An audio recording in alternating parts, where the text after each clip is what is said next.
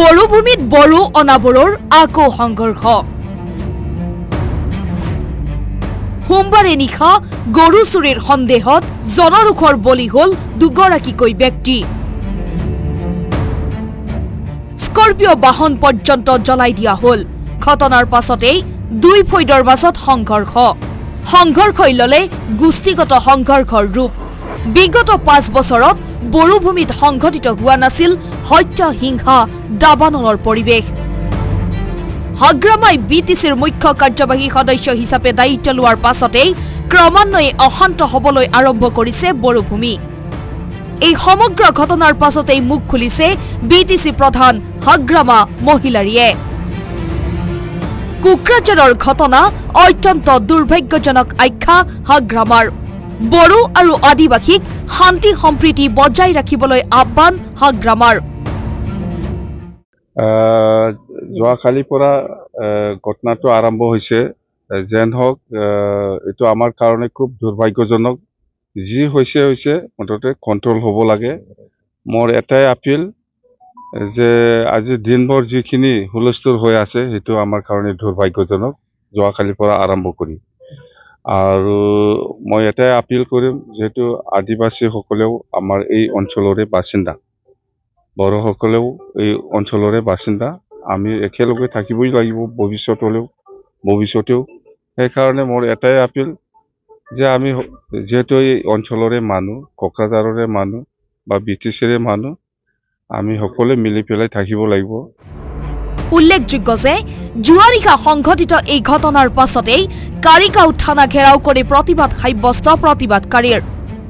Internet সেৱা পৰ্যন্ত কৰ্তন কৰিবলগীয়া পৰিৱেশৰ সৃষ্টি হৈছে কোকৰাঝাৰত। তৃতীয় পক্ষক ৰাজনৈতিক সুযোগ লবলৈ নিদিবলৈ আহ্বান জনাইছে হাগ্ৰামাই।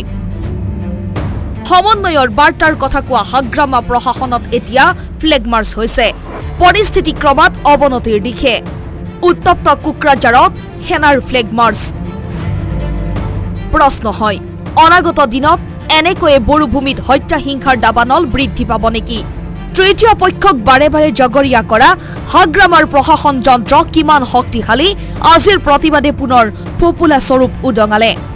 এই ঘটনাৰ পাছতেই বড়োভূমিৰ প্ৰতিষ্ঠিত নেতা তথা প্ৰাক্তন বিটিচি প্ৰধান প্ৰমোদ বড়োৱে প্ৰতিক্ৰিয়া ব্যক্ত কৰিছে।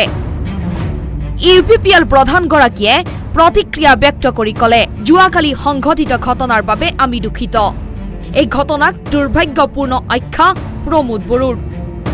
যোৱাকালি ঘটনাত মৃত্যু হোৱা যুৱকৰ পৰিয়াললৈ গভীৰ সমবেদনা জ্ঞাপন কৰিছে প্ৰমোদ বড়োৱে। চাওক, প্ৰথম ঘটনা যোৱাকালি গধূলি যিটো হ'ল, এই ঘটনাৰ কাৰণে আমি চবৰ দুখিত আৰু এইটো খুব আনফৰ্চুনেট এটা ঘটনা বুলি আমি ভাবোঁ। প্ৰথম যোৱাকালি এজন ডেকা ল'ৰা এটা ঘটনাত তেখেতে মৃত্যুবৰণ কৰিছে। চ' তেখেতৰ আত্মাৰ কাৰণে মই শান্তিৰ কাৰণে প্ৰাৰ্থনা কৰিছোঁ আৰু তেখেতসকলৰ পৰিয়াললৈ মই সমবেদনা জ্ঞাপন কৰিছোঁ। আনহাতে আজিৰ ঘটনাক লৈ সৰব হল প্ৰাক্তন বিটিচি প্ৰধানগৰাকী। প্ৰমোদ বড়োৱে কলে, পূৰ্বৰ ঘটনাৰ পৰিৱেশ আকৌ ঘূৰি আহিব বুলি সকলো শংকিত হৈছো। বড়ো আৰু চাওতালীৰ সংঘৰ্ষক লৈ উদ্বেগ প্ৰকাশ প্ৰমোদ বড়োৰ। আৰু এই ঘটনাৰ এটা আগ ধৰি পেলাই আজি ৰাতিপুৱাৰ পৰা কিছুমান ঘটনা হৈছে, যি ঘটনাই আমাক সকলোকে এটা শংকিত কৰিছে।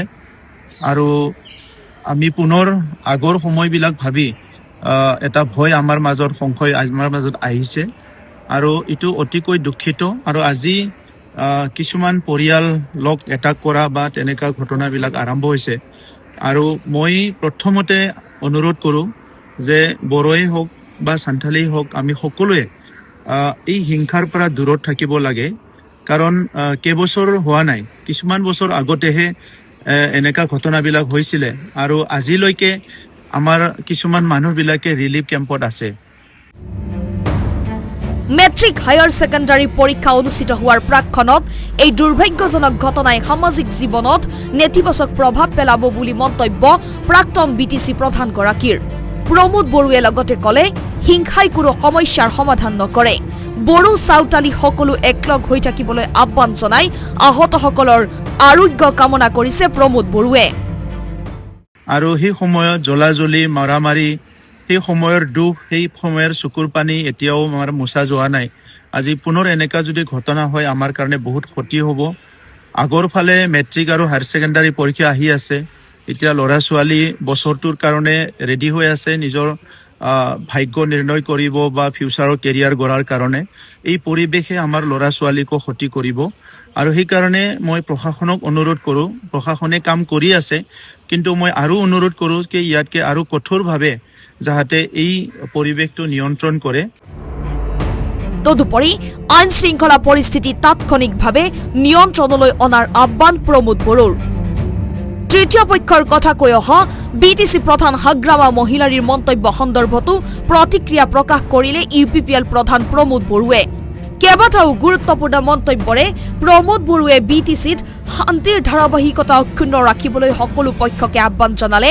বড়োভূমিৰ প্ৰতিষ্ঠিত ৰাজনৈতিক নেতাগৰাকীয়ে মই বুজি পোৱা নাই কথাটো আমাৰ বিটিসিৰ চিফ মহোদয়ে তৃতীয় পক্ষৰ কথা কৈছে যে যোৱাকালিৰ ইনসিডেন্টটো সকলো জানে যে ইটো কেনেকে হল কোড হৈছে আমি সকলো শুনিছো প্ৰশাসনৰ পৰাও শুনিছো বিভিন্ন জনৰ পৰা শুনিছো সো তাত তৃতীয় পক্ষ আহি প্লাই কেনেকে কাম কৰিব পাৰিছে হিতুটো মই বুজি পোৱা নাই তেখেতে কি তৃতীয় পক্ষ দেখা পাইছে বা কোন আছে হিতুটো ডাইৰেক্ট মানে একশন লোৱাৰ কাৰণে পুলিশ প্ৰশাসনত জনাব লাগে আৰু কোনো এজনে দায়িত্বশীল ব্যক্তিবিলাকে গা এৰা মনোভাৱ দি বা কাকবা বেলেগক ব্লেমটো দি প্লাই খাৰিব বিচাৰিব নালাগে সকলো দায়িত্ব লৈ কাৰণ আমাৰ অঞ্চলত এটা ঘটনা হৈছে আমাৰ মা দেউতাই কষ্ট পাব আমাৰ বাইদেউ ভনীয়ে কষ্ট পাব এতিয়া প্ৰশ্ন হয় বোমা বিস্ফোৰণৰ পৰা আৰম্ভ কৰি শেহতীয়াকৈ বড়োভূমিত হত্যা হিংসাৰ দাবানল প্ৰতিৰোধ কৰিব পৰাকৈ হাগ্ৰামাৰ বিটিসি প্ৰশাসনে কিমান দূৰ গ্ৰহণযোগ্য পদক্ষেপ গ্ৰহণ কৰিব পাৰিব